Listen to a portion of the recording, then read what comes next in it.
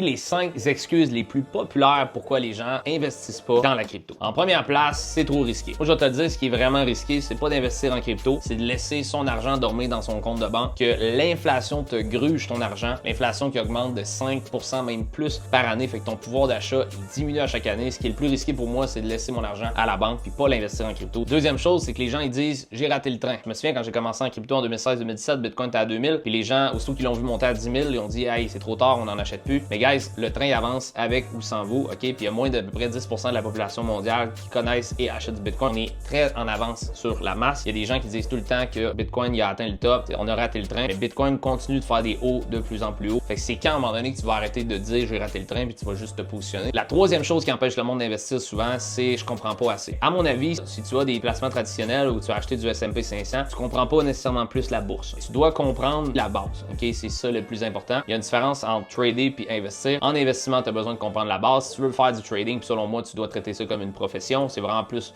complexe à apprendre le trading. Mais pour moi, acheter du Bitcoin, c'est pas différent qu'acheter des placements, exemple de Apple ou du S&P 500. Tu laisses le Bitcoin faire sa job. La quatrième chose, c'est ça peut disparaître du jour au lendemain. Mais premièrement, ça fait 15 ans que Bitcoin circule. L'adoption se fait de plus en plus grande en ce moment. C'est exponentiel qu'est-ce qui se passe quand tu es rendu à dire que des ETF, BlackRock, Fidelity, tu as des grosses institutions en ce moment qui commencent à adopter ça. Tu as des grosses compagnies qui mettent Bitcoin sur leur balance sheet d'investissement. Puis on a même le gouvernement des États-Unis qui commence à adopter. Puis il y a des pays qui c'est legal tender, donc c'est comme une monnaie régulée. Fait que si ça avait eu à tomber à zéro, ça aurait été fait bien avant en ce moment. C'était des grosses compagnies qui l'adoptent, c'était des gros joueurs qui le mettent dans le balance sheet. Pourquoi pas toi, t'sais? La cinquième raison, ben, c'est je n'ai pas assez d'argent. En crypto, là, tu peux commencer avec 20$. On s'entend que c'est une game de pourcentage, donc si tu commences avec 100$, attends-toi pas de faire 100 millions. C'est une game de pourcentage. Tu vas faire, oui, bien plus de profit, bien plus d'argent en dollars si tu mets plus d'argent. Mais l'idée d'attendre d'avoir de l'argent, plein d'argent avant de commencer, je veux dire, si ça fait 5, 10, 15 ans que tu travailles puis tu n'en as pas d'argent, ben, je pense pas que dans 5, 10, 15 ans, il y a des choses qui vont changer parce que l'inflation gruge ton pouvoir d'achat